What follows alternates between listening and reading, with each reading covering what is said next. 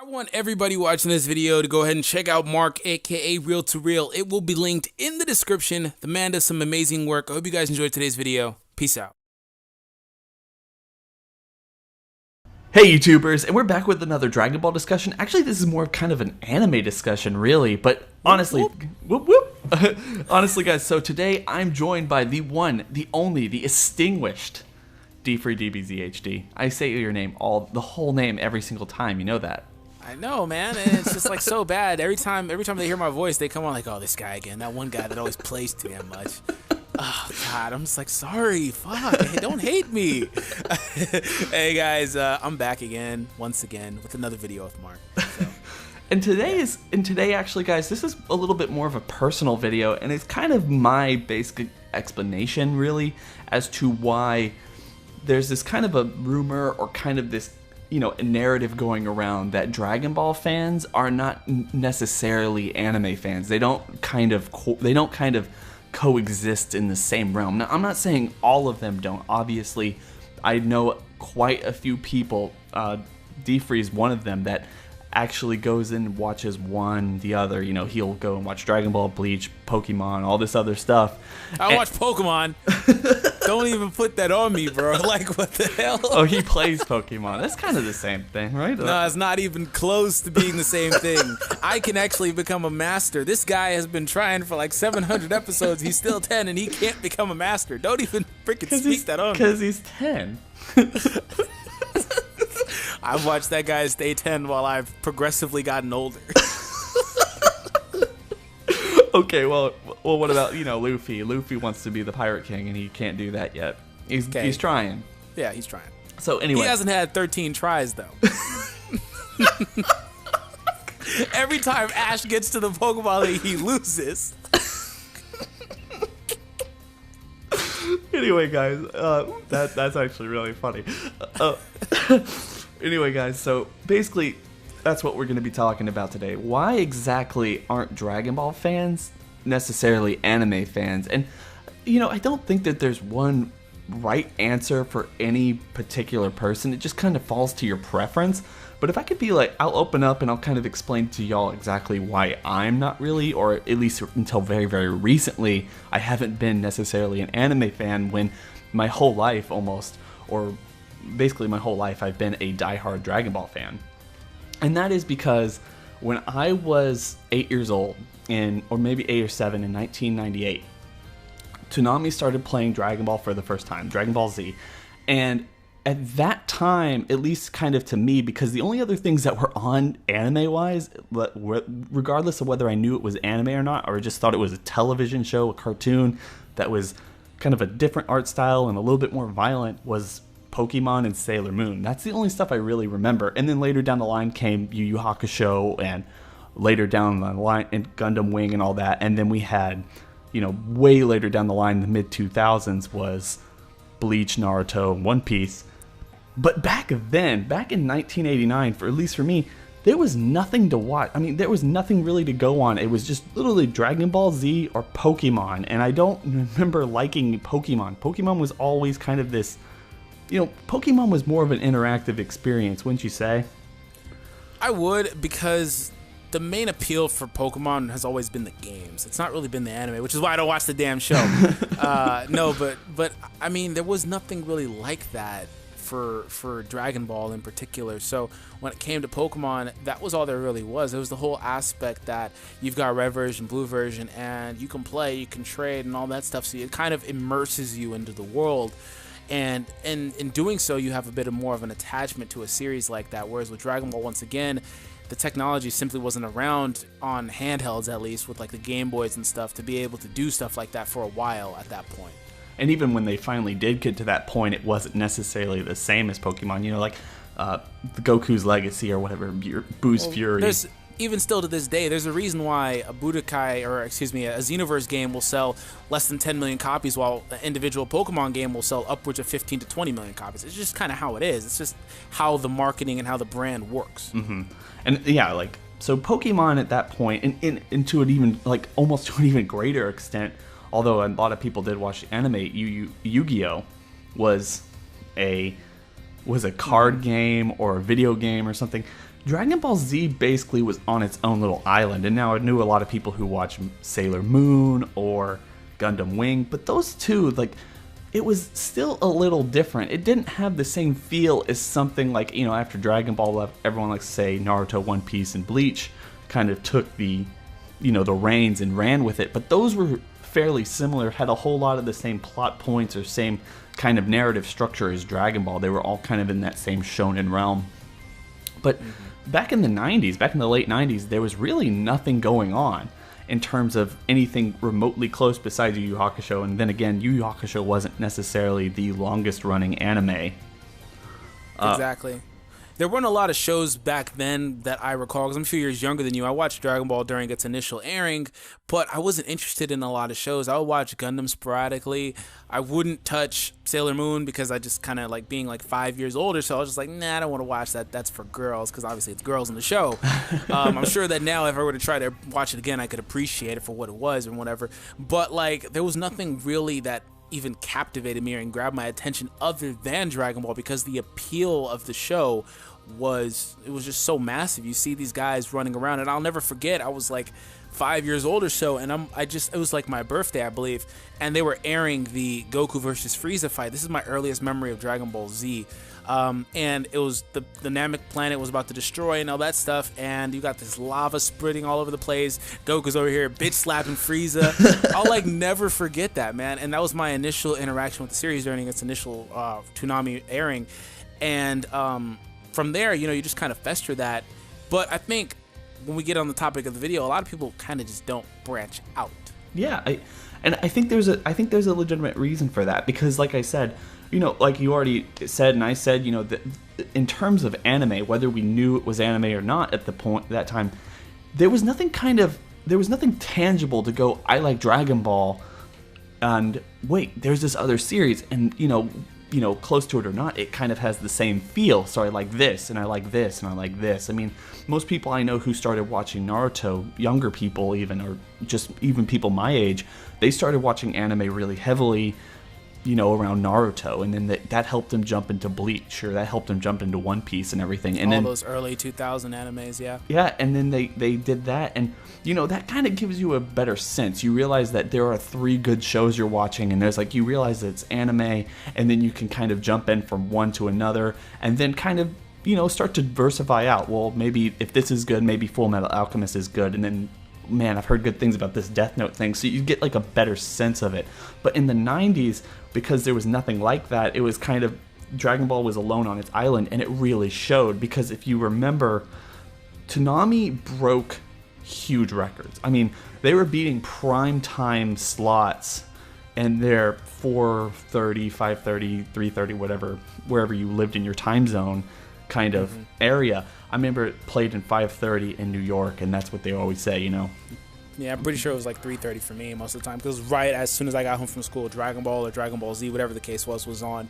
And I just remember sitting there, and you know, it was so popular, and it was just so much of a phenomenon in terms of actually younger kids watching this stuff.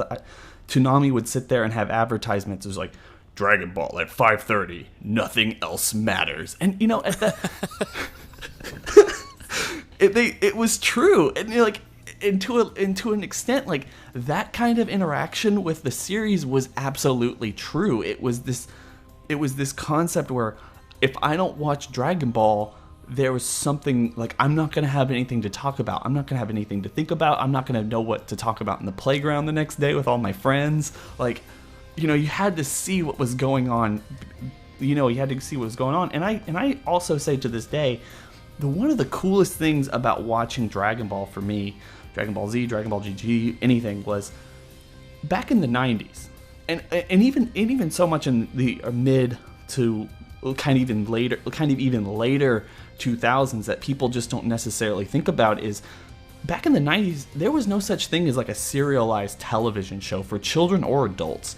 Basically, we had these 30-minute, hour-long dramas or comedies or something that would basically play out its entire story and then revert to zero the very next episode. It was very episodic, and people would go one thing, one story. But with Dragon Ball, it had this kind of because they stretched it out so much into nearly 300 episodes, it had this really long form narrative, which even when nothing was going on in one particular episode, there was always the promise that Namek was going to blow up in 5 minutes, or Goku is racing to get, to save everyone from the Saiyans, or, Cell's going to reach his perfect form. Can Gohan turn into a Super Saiyan 2? There was this narrative progression that kept us coming back for more because you had to understand what was going to happen next. You had to see it, and even when nothing happened, it was exciting because you knew it was building. Exactly, and transitioning that into like current stuff, they're doing that a lot more now. And to kind of elaborate for people that aren't familiar with what Mark was saying, he was basically alluding to shows a la Family Guy and stuff like that don't really have an overarching narrative. They just kind of reset. Mm-hmm. So not to cut you off, my bad. No. Yeah, and I think that's something that's so novel, even to this day, that I think really grabbed a lot of people's attention, that these characters kind of have, whether they're fully well realized or not, they have this flesh and blood narrative to them, where Gohan has this like inner rage building up from him this whole series, and we see flickers of it here and there, but when he turns Super Saiyan 2, it's so satisfying, and it's just something that really pulls you in. And obviously other shows have taken that. Most shows, even American shows, have started to take like, well, we can make serialized television and people will watch and understand and enjoy this stuff. In the 90s and the early 2000s, very little things actually did that.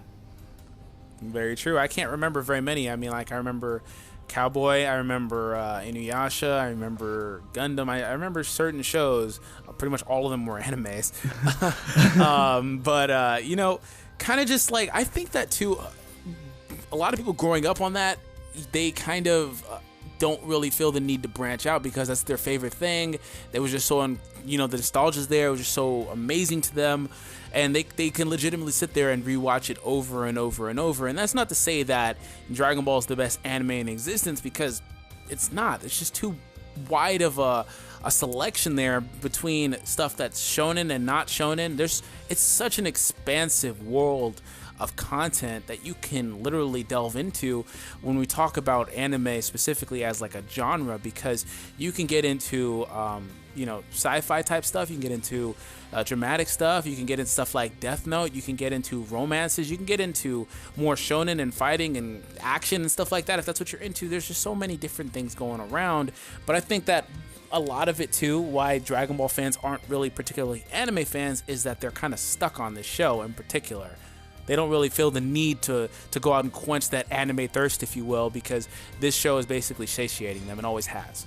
Yeah, and I think, and at least from when I was growing up, and like I said, a lot of this will be like my basic experience, and maybe a lot of people who are listening to this can either identify or not identify with what I'm saying, but when I was younger, one of the reasons I didn't want to go in and watch like, Sailor Moon or anything else is there was this stuff. Hey? It was, now that I think back, it was a decent show. But the thing is, there was this thing in the 90s that also really helped Dragon Ball's success, in my opinion, where it was basically the start of the internet in, just normal domestic households, where the beginnings of dial-up and all that stuff kind of happened around 1998 and 97. And when you got online, and considering that Dragon Ball, Dragon Ball Z, and Dragon Ball GT had already finished their run in Japan, and people who had been on the series far longer knew about this stuff, could kind of tell you where it was going. Plus, at that point, you already had the Toyotaro manga type of stuff. The Dragon Ball AF stuff was already rampant on the internet. And you as a kid, you're looking up and you're seeing, okay, I love this whole Saiyan arc or this Namekian arc or something. I want to know where it's going to happen next, because as we already talked about, it's a long-form narrative. It takes a long time to figure out what's going to happen next, because they just kind of pad out every single episode. So you go online, you see, okay, well, Frieza starts, and then the androids, the androids Cell. I'll just never forget, I always printed out images of people I had no idea who they were, or forms. I thought everything was just amazing. Mm-hmm. When the internet was coming out, early 2000s, late 90s, it was a hell of a time for Dragon Ball specifically. Mm-hmm. And the thing is, you also, because you're sitting there and like a young fan like myself was sitting there going, oh man, Super Saiyan 2, 3, 4, and 5, 6, 7. I can't wait to see these things. And obviously most of those are real. But you know, the thing is this is one of the reasons too that the Dragon Ball fans are so inundated with all this kind of fakeness that we're willing to believe kind of all this Dragon Ball AF stuff, whether it was canon or not. Dragon Ball GT, all the movies people think are canon and everything. It's just a lot of different stuff that we kind of take for granted as this time to grow up and love and start kind of appreciating Dragon Ball. And it's like what you said, it's because of this, they just become so inundated. And then you start looking at stuff that comes out later and you're like, well, all these things are just huge rip-offs of Dragon Ball. And it's somewhat true, but not necessarily. I mean, they took good things and they made them better. They took the things that worked and they kind of expressed them in a different way. Lots of, especially in other shonens like Hunter x Hunter, Naruto, a lot of other shonens wind up taking a lot of things from Dragon Ball, whether it's minor things like character designs and stuff like that, whether people choose to acknowledge it or not. Naruto took a lot of cues from Goku. It's okay, it doesn't matter. Or whether it's something like having a main protagonist and stuff like that, and just kind of just building off of what Dragon Ball had pre-established. And that's part of the reason why some stories are better told too, is because you can look at Dragon Ball as like a benchmark, like a gateway to all these other different things. It kind of opened the door, especially with like a Western audience, to where we're more able to go ahead and look into all this stuff and want to have interactions with animes in general. It kind of opened the doors for all these other series just even to come into Inception, to just be created, to be honest, because so much is taken from the show. I think that once again, though, when it comes down to it, I think a lot of people need to be kind of open-minded as far as, you know, what their selections are as far as this stuff goes. But Dragon Ball, nonetheless, it's so crazy just the impact it's had and continues to have to this day. Over 30 years of the anime in Japan and whatnot, it's like the show is still going strong, and it's never truly died out. Now, some of that is a lot of that actually is a testament to the games and to the internet. But this show is just something that even a young kid can pick up today and, you know, find enjoyment in it. Because if you think about it, Dragon Ball is a shonen show, and shonens are targeted at young boys, and, you know, it's something that they can relate to and they can find enjoyment in. Because I know that my younger brother, he's probably like 14 now, he started off with Kai, and a lot of viewers probably watching this video started off with Kai. I was surprised at how young some of these people are on the internet. But you know, when you're coming in and you're just like, oh, flipping through channels, and you see this guy punching this guy and he's flying across, you're like, oh, what is this? You know, you're 6, 7, 8 years old and you're gonna stick with it. But the thing is that too, what that does is that pre-establishes another generation of fans to watch the show, and they're gonna grow up with the show the same way we did, because the show kind of hung out. And in doing so, they can introduce it to their offspring. And like Mark, I swear to God, my kids are 3 and 2. Like, I don't know, excuse me, 2. I said 3, 6 and 2. They know all about this stuff already. They really do. Mm-hmm. And they're gonna grow up with it, because it's gonna just be, you know, me constantly shoving it in their face. But like at the same time, they can say, hey, this is awesome. You can appreciate this. You can appreciate anime for what it is, and then you just keep this cycle going and going and going. And, you know, just before we close this out, I think it's important to note, you know, like you said, you know, most people who are fans of this stuff, be it people like us who are a little bit older, or even the newer generations, they're picking it up from a very early age, because Dragon Ball has just kind of stayed consistent throughout the years. But one of the things I do want to kind of mention is there is a subset of group of people who are anime fans who do not like Dragon Ball. And at the set, like, I've heard a lot of people talk about, well, Dragon Ball is just not necessarily the same type of show as all these other shonens that have come after it, or even all this other brilliant kind of narratives that have been put out there. And, you know, that too has its own kind of nooks and crannies that you need to kind of delve into, because obviously Dragon Ball isn't a perfect show. I think you and I have made that clear. Yep. Way more than we probably need to, but it's not a perfect show. But yeah, like you said, it's a benchmark for all these shows. It kind of did everything first, and then all these other things were able to take from it, kind of understand the progression of it, and build great narratives around the same structure. without Dragon Ball, without like Dragon Ball basically grandfathering this concept, would we have all the other amazing stuff that we had today? And whether you like Dragon Ball or not, I think it's important that you kind of at least try to understand and accept that and appreciate it for what it is. Exactly. And a lot of people that are fans of other animes, like I said earlier with the Naruto thing, they don't choose to acknowledge Dragon Ball for the fact that it kind of started all of this. It started this crazy chain of all these other shows coming out and being successful. And nobody's ever confused Toriyama for being the greatest writer there is, unless you're just kind of not interested in anything else, like I said earlier, and you just kind of eat the stuff up sometimes. He's a fantastic writer, but let's just be completely honest. There are other writers in this whole anime genre thing that do it better, whether they're just... You can start off with the mangas too, because animes are basically adaptations of mangas in most cases. A lot of them kind of do it a little bit better, and it comes down to the fact that Dragon Ball was just kind of there, but they had it as like a benchmark. So I also would kind of pose the question is, I can't really say that. I want to say, would Dragon Ball Z have been better had it came later on? But we've got Super here, so I guess maybe not. I don't know. That's not fair. That's not necessarily fair, because Toriyama is definitely older now. But yeah, he's the same guy, but he's older. You're right. He's senile. My thought is, what color is Trunks' hair? Oh my god, I forgot. Toei's just like, it's purple. What'd you say? It's blue. It's blue. The thing is I feel in my mind that, in my heart, in my mind, your heart of hearts. My heart of hearts. My heart of the cards. What was that girl at with the gun and what was her name again? The one that always did the sneeze.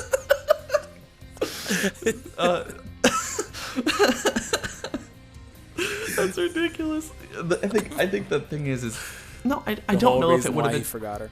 I don't know if it would have been the same or similar. I feel like, I guess it is a fair question. Would Dragon Ball be as beloved as it is today if it was forced to come out after the series that we know, who've like basically taken up the reins and just kind of run with it over the last 15 or 20 years? So that's a hard question. Part of me wants to say no, but also part of me wants to say yes, just because of what it decided to do and how much everything else is taken from it, that you don't know whether anything would basically be the same if it weren't for Dragon Ball. But, just to kind of close this out, unless you have anything to say. Nah. That's it. Like, once again, the show, Dragon Ball it was targeted for a young audience. It's made to appeal for a young audience. So you kind of have to appreciate it for what it is sometimes. Sometimes it's not going to have the most elaborate of schemes and whatnot. So I just want to throw that out there. Exactly. And, that's where basically when you come and look at it, at least from my perspective, like I said earlier in the video, it was... I want to throw out one more thing, just in case Danny's watching. Danny, I didn't say that Toriyama is not a good writer. I didn't say that he doesn't think his shit out, okay? Don't come for my cheeks. Just in case. Hi, Danny. Hey. Anyway, hey, girl.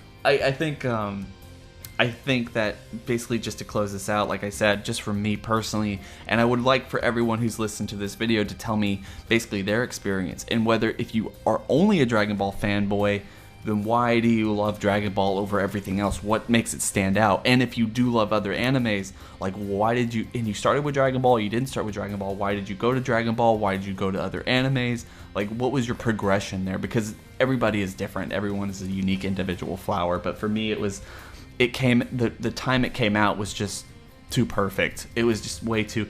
It was the serialization of a show during episodic times. It was the birth and creation of the internet, or the revolution of the internet.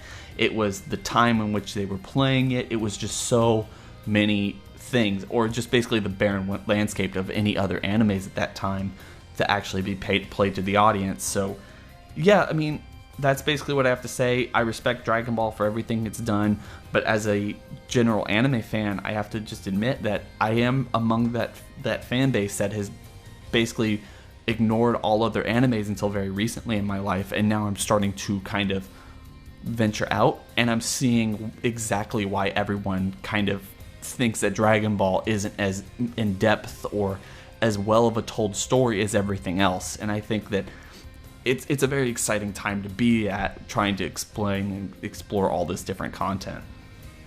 Yeah, totally agree. Anyway, guys, I wanted to throw out mine, but I didn't want to drag on. We're almost at 30 minutes, so it's fine. It's fine. Go for it. Okay.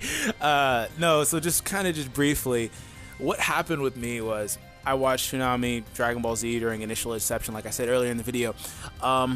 Around 2001, 2002, 2003, around the time Naruto was coming out, I started watching that.